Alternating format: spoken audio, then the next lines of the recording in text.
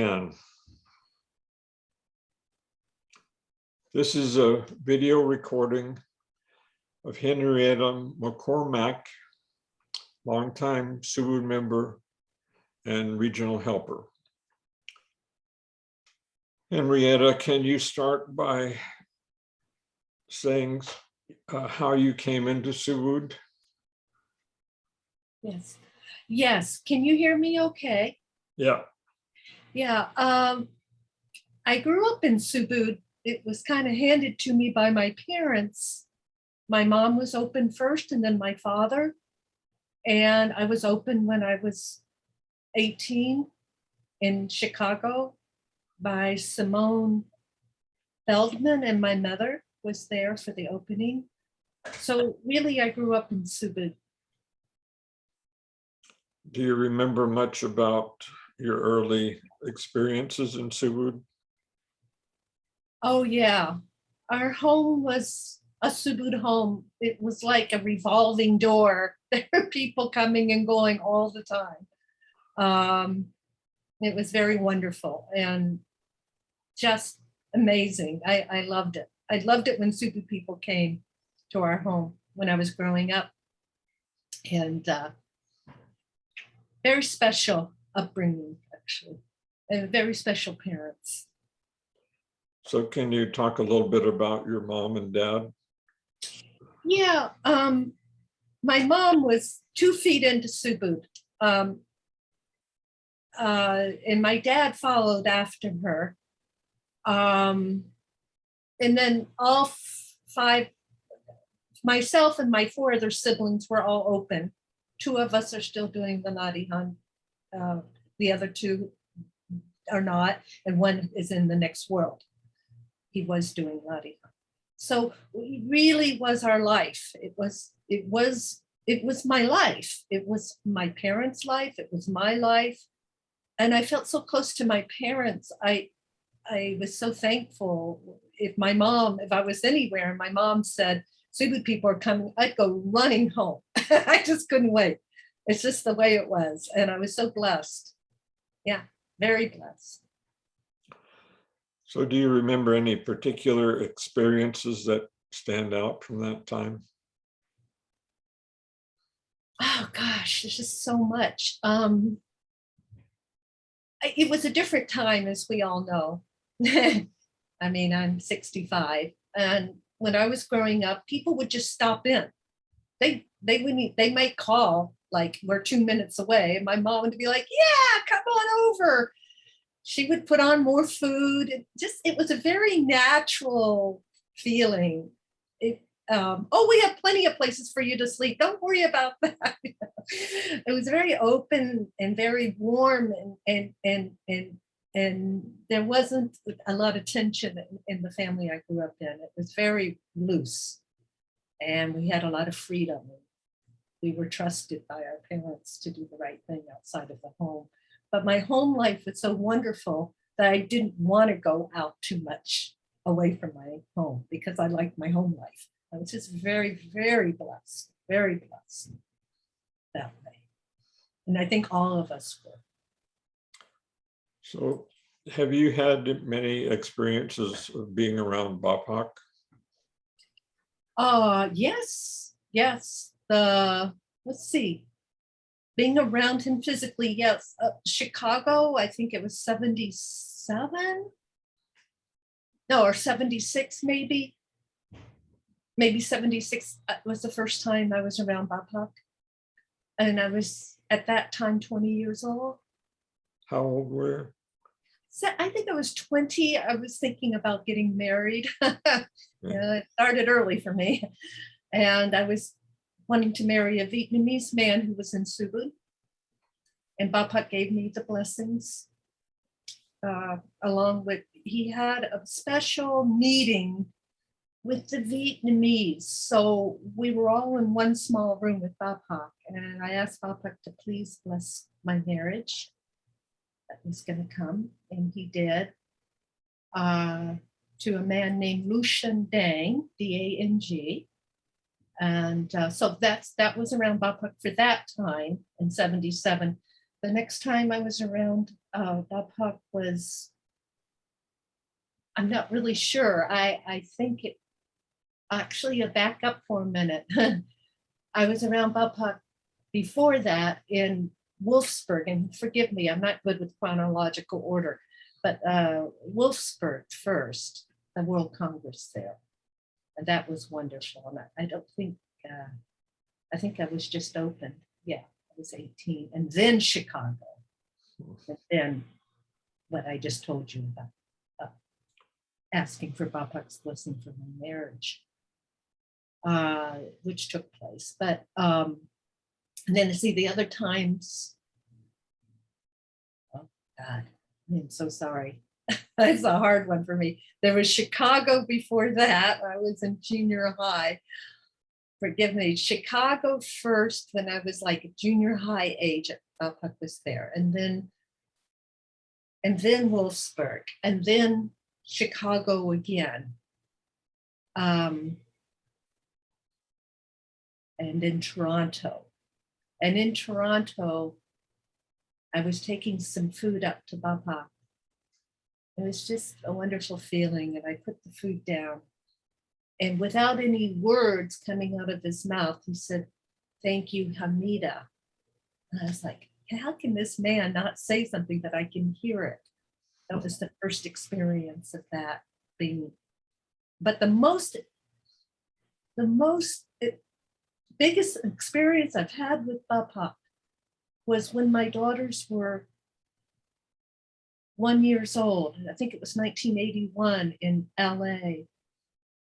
And there was the Il Fitri dinner. I don't know if you were there, Rahman, in 1981, Los Angeles. But I was babysitting my kids. I couldn't really even get to Lobby Hunt. It was very confusing about babysitting that for some reason. It was hard to find the right place to get babysitting. So anyway, there was Il Fitri in this big room. And I remember all the people lined up to give up. Forgive my hearing isn't very good, but I think it's called super forgiveness. And I was like, oh God, I don't like all that, and bowing down to him. And I just didn't like it. So, but anyway, I got up and I went to the restroom, which was way far out into the hall area. And then some people were there, they would know. It's pretty far away from where Bapak was. And I was like, oh gosh. And Bapak was right in front of me before I went into the restroom. Like he really was there, wasn't? And he said, I understand how you feel, Hamida. I was Hamida then. And then I look up and I see him on the stage. And I'm like, wait a minute, this is weird. He's up there still, but he's in front of me talking. This can't be. But that's Bapak. He can be everywhere. And it just, I don't know, it was just one of those experiences I had with Bapak. I've also had a lot of dreams, so that's a different question. But that was really amazing to me. And he was so sweet, it's like, I understand what you're feeling. Yeah. So did that change your feeling about that? Well, yeah, it did. It just showed what it really told me was how Bapak is so in tune to all of us when he's in a room. He feels everybody, not just me. He was feeling everything, all the people in the room. And he has such love for all of us. That's what I felt. That the love from Bapak is, and it's just there because he has that understanding that's so wide. That's what it showed me. It wasn't just about being irritated about people, because I'm not anymore, but I was then. I was young. I was 22 years old or something. Yeah, maybe 22, 23, 24, 25 years old. I was still young and thought a lot about myself. So you mentioned you'd had dreams about Bapak. Was any, Oh, yeah, those are really almost more real than reality, because I remember being 16 and thinking, I was one of those girls that wanted to get married. I wanted to get married and have babies. Okay. That was my whole thing. Very typical, right? Midwest girl here. And I dreamed that, well, this wasn't with Bapak, but it was a real dream. I don't know if you just want dreams about Bapak, but this was a true dream. okay, go ahead. Okay. That there was this river, and on one side was the Caucasians. Okay. And on the other side was the Asians, or Indian, American Indian, Asian. I wasn't sure, but they seemed more like American Indian. And I was looking across, and they went like this, come across this river. And I got on a canoe and rowed to the other side. And I didn't think anything of the dream, but I married a man from Vietnam who was raised and born in Vietnam. And I don't know the connection between the American Indians and Asian, but there's something there that's real. And so 2 years later, 4 years later, I marry an Asian man, and we have children together.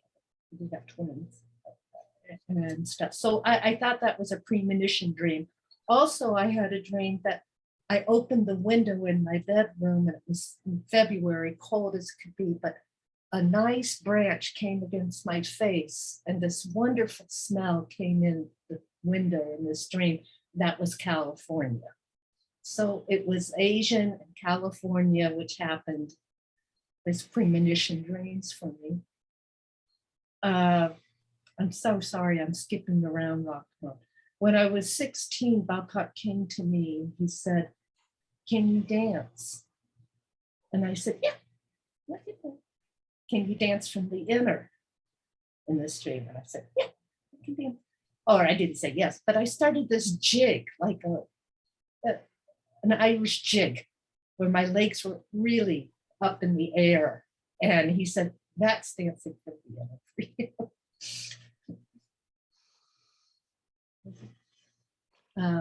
So in the dream you were dancing, Mhm.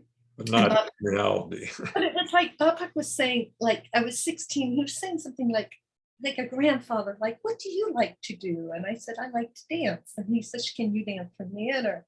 Sorry, I'm not putting this properly. And I said, "Oh, okay, let me see." And so I did this jig, and he said, "That's it, you're dancing from the inner." But one of the most poignant dreams I ever had with Papa was after my divorce. And I took marriage very seriously. I was married for 24 years to a man, and I had twins. When I was 23, I had twins. Anyway, and I was married for 24 years. And so I had to get a divorce. It was life and death. I had to get out because he had an addiction. Anyway, make a long story short, I got out, went to my mom's home to live with her, and felt so hurt and so hurt, so disappointed, so sad.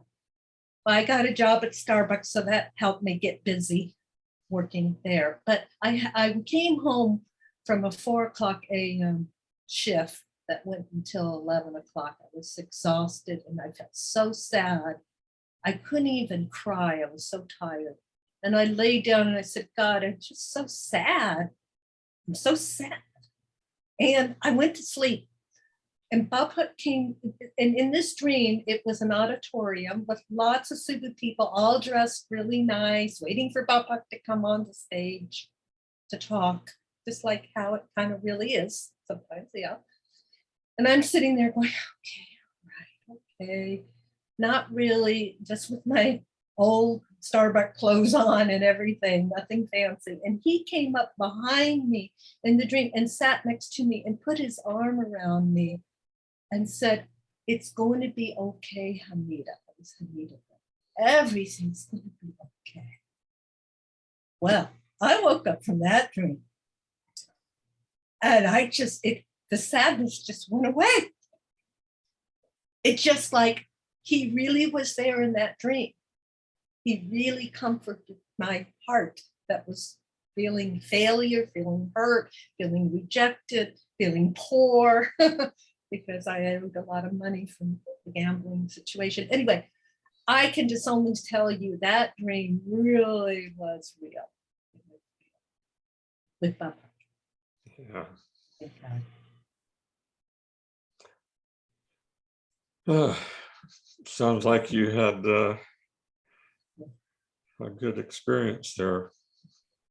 Yeah, it was a blessing because I just thought there was no hope for me.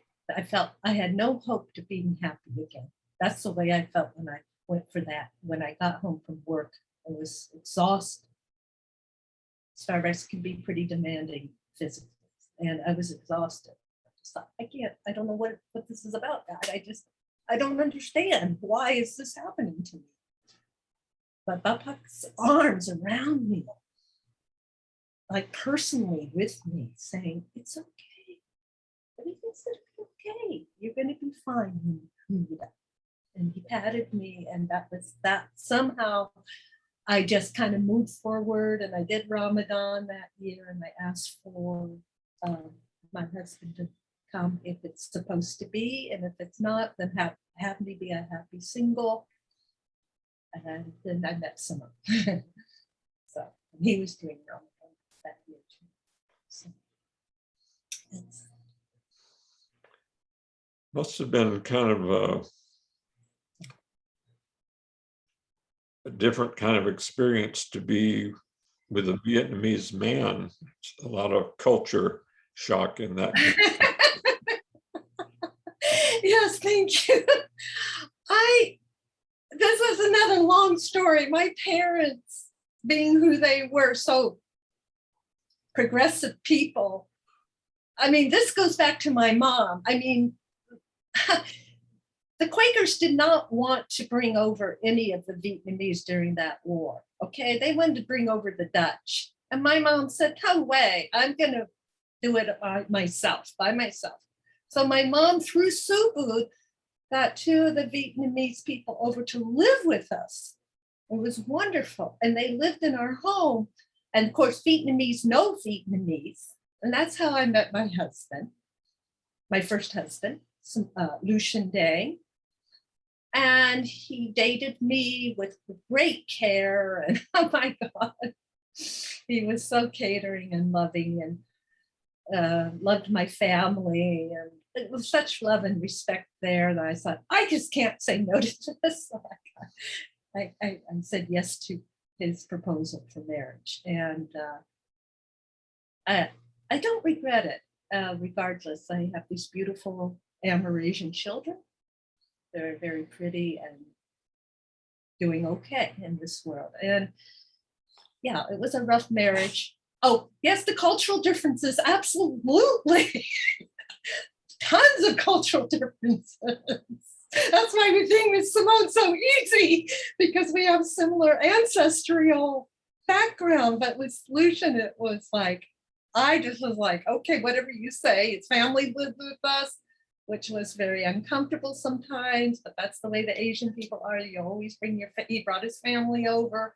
The food was great. We cooked a lot of Vietnamese food. I hung out with the Vietnamese Subud people. There was wonderful things about it, and there was difficult things about it. And I love that I had this special place with the Asian culture. It was very special. It was very difficult, but very special. It really was, in so many ways. Yeah. So is your husband, was he open in Subud or? Yes, he got open. This is what I don't quite get. But anyway, he got open before he married me because he knew Subud was my life. He did stay in 77, and he got out, I think, in 1987. So I think it was about 10 years he did the Lottie Hunt. And he was really wonderful. He was just a wonderful husband who unfortunately stopped the Lottie Hunt and got caught up with some very bad addiction of gambling. For him, it went really wrong. It went really down the hill, which I don't want to talk about a whole lot because it's kind of sad.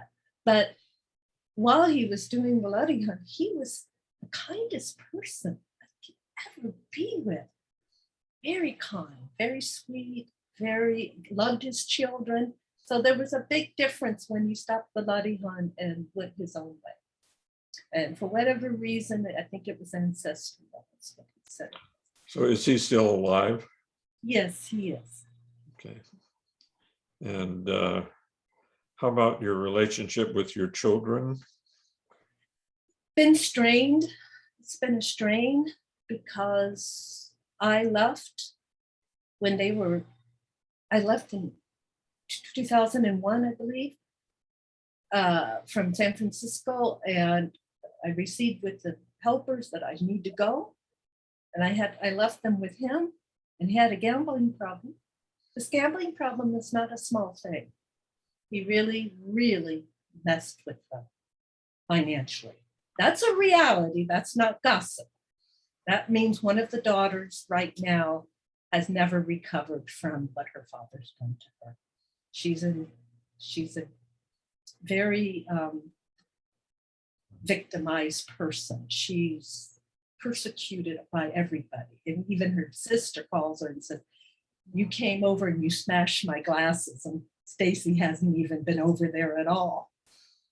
So it went deep. The pain went really deep with that addiction. But Stacy's talking to me, and didn't get hurt by her father as much because she didn't allow him to borrow money from her to gamble with. But he abused Liana with borrowing money against her name and her social security number behind her back. So it put her in debt. It put her in bankruptcy, and her degree was in accounting. So it was a pretty big slaughterhouse there for her. Yeah. Psychologically. And so, all I can do is just be kind. I pray for her. She won't talk to me, but that's the way it goes. Just some things you can't change except through the power of God. Yeah.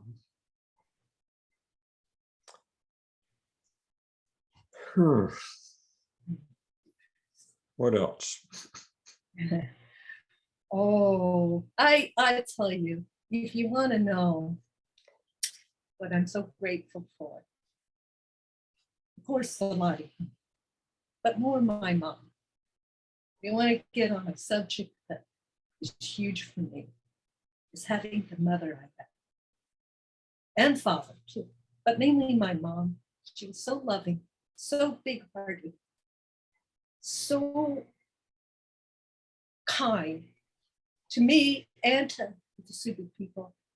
She's like an angel. She even comes in my dream as this big Aretha Franklin, but white, in a fur jacket, and comes, and I'm waiting for her. In the dream, I'm waiting for her. As I dreamt this like a week ago. I'm waiting for her to come home from a trip. And she finally, day after day, I'm waiting for her out the window. When is she coming home? When is she coming, like a child? And she comes in this beautiful, fuzzy, white jacket or coat. And she's big, and she's like the white of Aretha Franklin. And she comes in, and I say, "Oh, I'm so glad to see you." And she says, "Yeah." I said, "Let me bring in your luggage because I know you're tired from all that travel." And I guess I never have, I'll say it to you, Rahman. I never clipped that. I don't think the umbilical cord ever got clipped between us. Say that quite again. I didn't. Yeah. the umbilical cord between my mom and I never got clipped. Does that make sense? Yeah. Because we were always so, if one human being on this earth I could say I am so close to is her. Even now, she's in the next world for the last, 10 or 11 years, whatever it's been. But she knew everything about me. It's like, it was like having the best friend in your world. You could call up and say, this is what's happening. Oh, really? Okay, well, relax now. She was just a comfort, like a big comfort, and like an angel for me. And so I need to say that in this interview because it is one of the most beautiful gifts that God gave me was her. If we get to choose our parents, I chose well. But that's thankful. And then Elliot, the husband thing, it's been a little difficult. I have some difficulty. Yeah, thank you. So how did you and Simone get together? Well, like I said, I was living with my mom in Indianapolis. I just got out of, I think it was 2008 we met. He was coming through taking photography, taking pictures, and he was taking pictures of Indianapolis. And my mom said, by the way, this guy coming around, his name is Simone Patel. He's a really good artist, and he'll be taking pictures of us at home. You'll be home for this, won't you? And I said, yeah, from Starbucks. I was working Starbucks. Yeah, I'll be home for that. And we met and we talked, Simone and I, and it was Ramadan, I think. I'm not sure, but I think it was Ramadan. And we went out to the back area where there's a pool. And he just looked at me and he said, you know, we're supposed to be together, don't you? I'm like, what? What are you talking about? He goes, you know that. And I said, I don't know you well enough. He goes, that doesn't matter. Well, anyway, he had to leave the next day to go to Chicago to take photos and so on and so forth. He had a whole route. So we were talking on the phone every day to each other and, you know, getting to know each other better, you know. And I tested with the helpers, but mainly it was for me, not for the helpers, but if it's right. And I thought, have faith in God, you know, that this will work out. Because Simone's been married a lot. Okay. Y'all know him very well. So I was a little bit like, what am I getting into? But I think it's been very good for me to be with Simone. And I'm thankful because he's shown me a lot about that. I was in a painful place when he met me. I had very low self-esteem. I didn't like myself that well. He kept saying, stop talking bad about yourself. Just stop that. Let's not do that. So he's good. But we met at my mom's home at the time. And then when he came back, he said he had to take care of his nieces when he thread back through to Indianapolis after we met the first time. He says, by the way, I have to take care of my nieces and I need to be there by October 15th. So I need you to be with me on that trip back. And I said, but I have to give Starbucks 2 weeks notice. Well, Starbucks didn't get 2 weeks notice. Starbucks got like 12 days notice or something. So I did. Anyway, that's another matter. And so we drove out together and we took care of his nieces. And we lived in an all-pair unit of his sisters for a while. And then we moved to Sacramento. And then I went away to see my mom for 3 months because we were having some difficulty. And then I came back to California, to Orinda, where he moved from Sacramento back to Orinda into an apartment. And then we moved to Kentucky. So we've been together for about 12 years.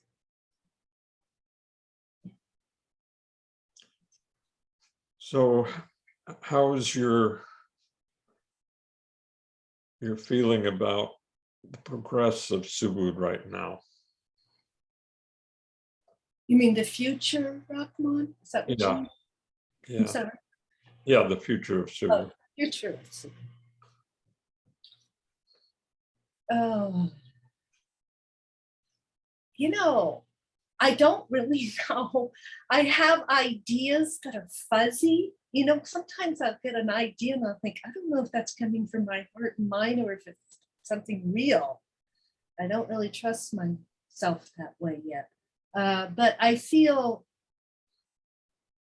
you know, I'm 65 and most of the people are even much older than I am, right? I mean, the norm, well, you know that the ages are older than 65. So the ones who are in their 40s, who are Subud children, like my kids were born in Subud, Simone's kids were in Subud, many Subud children are not being open, or young people are not seen to be open that quickly in the US. And I feel, this is what I feel, and I apologize if I offend anybody here, including myself. But I feel that we, even though you're more the pioneer than I am. But my mom's a pioneer, for example. People who are in their 90s were the pioneers. But the people who were the first helpers, and even myself for sure, that we are going forward as best we can, but it's limited. It's limited. And I may be, I don't mean this against anybody, but I feel the younger ones do have it right, but they're not allowed to come forward yet because it's like an oil spill. We've got a lot to clean up. I have a lot to clean up. I have a lot to still purify. And I feel this younger generation, the ones in their 30s and 40s, will take over when we're dead, obviously. And it will be different. And it may be what we can't understand yet with our head. They'll have it together in a way that maybe we thought we did. And I do have good hope for that. I think that when I hear my daughter, for example, and I'll give you an example of why I say this, Rahman. When I was in San Francisco, when I was back in the Bay Area 2009 or 2010, I was doing the Latihan regularly at Berkeley. Well, one week I didn't do the Latihan. This was 2010. And I was seeing my daughter about every 2 weeks or so, Liana. And I knocked on the door and she answered the door and she goes, oh, Mom, you haven't done Latihan. She knew. They feel it. They feel the body. And I said, how did you know that? She says, Mom, you know you haven't. So they're more tuned up than we know. They're more highly tuned to the Latihan than we know. Even though they're not physically getting open, they're there with it.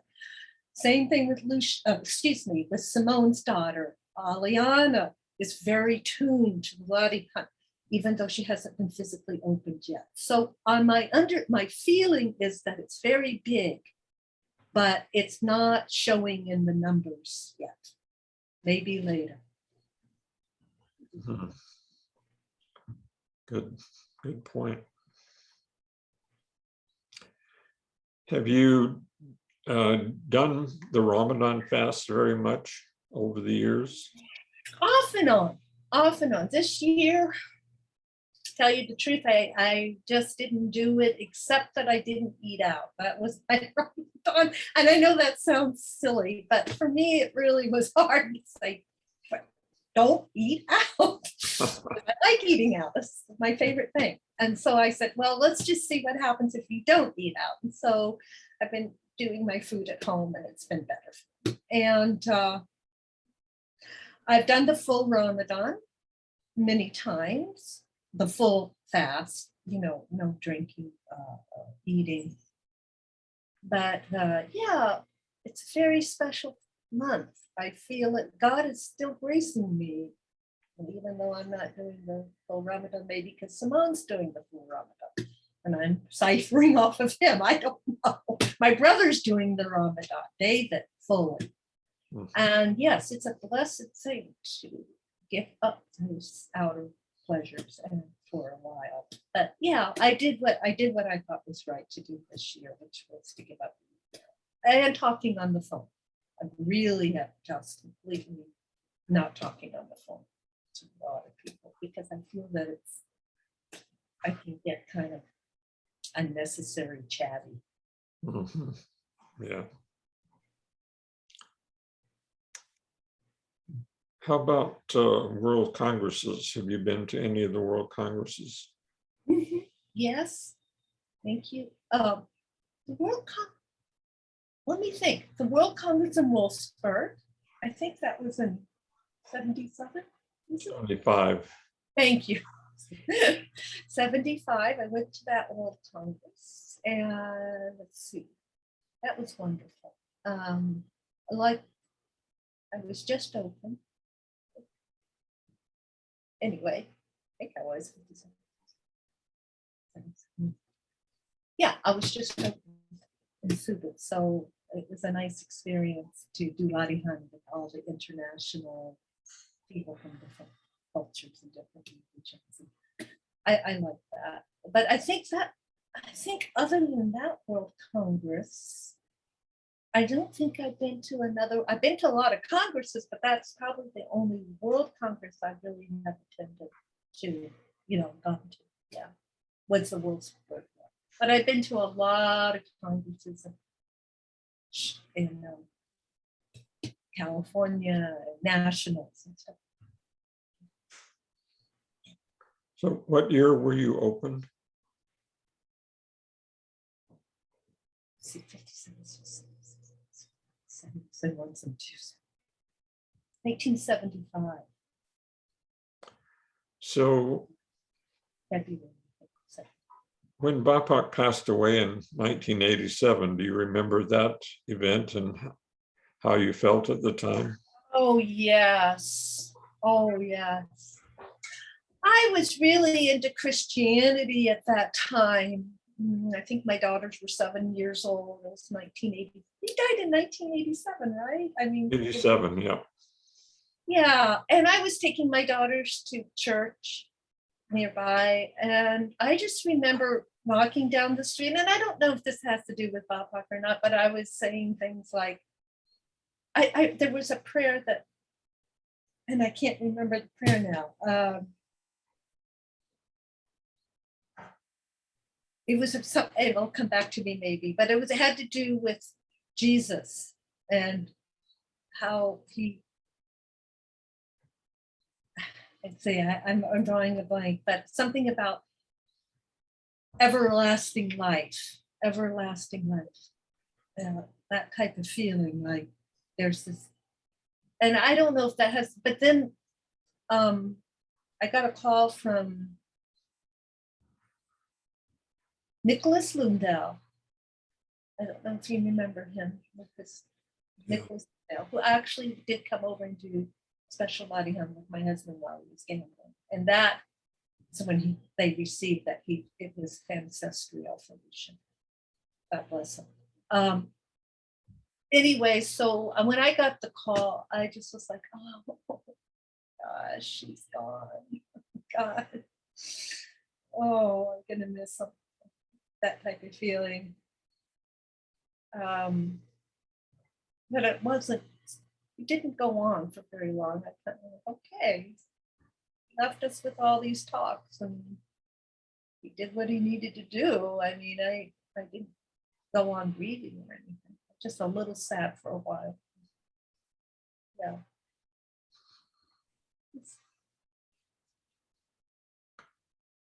Well, I mean, all of us miss him dearly, but that's the way the world is. We have to live here and we have to go.